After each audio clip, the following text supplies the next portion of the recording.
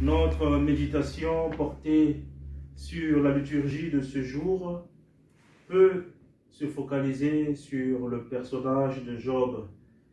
Bien-aimé, l'enjeu du livre de Job est celui de la connaissance de Dieu, un chemin qui passe par la fidélité.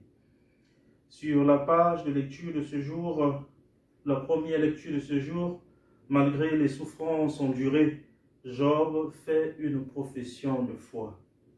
Oui, je te connaissais par oui dire Seigneur, maintenant mes yeux t'ont vu.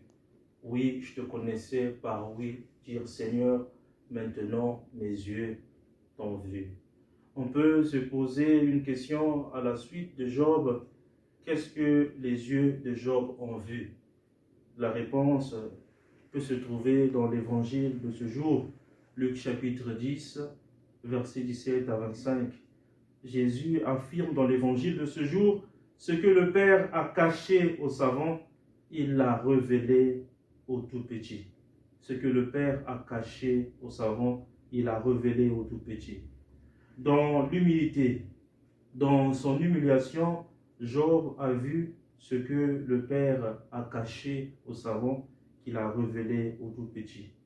Job a vu ce Père qui souffre avec ceux qui souffrent, un Père qui compatit avec celui ou celle qui pâtit.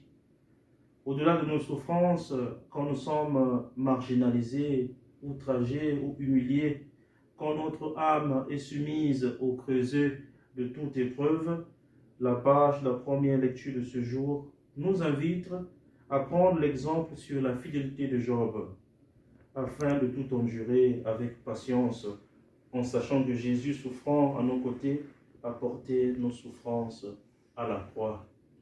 En s'appuyant sur l'expérience de Job, nous pouvons affirmer avec saint Paul que le Seigneur fait tout concourir au bien de ceux qui l'aiment. Romains chapitre 8, le verset 28. Et à l'invitation de Jésus dans l'évangile de ce jour, Luc chapitre 10, 17 à 25, nous pouvons jubiler avec Jésus, car nos noms sont inscrits dans les cieux et nos cheveux sont comptés par Dieu. Luc chapitre 10, le verset 47. Amen.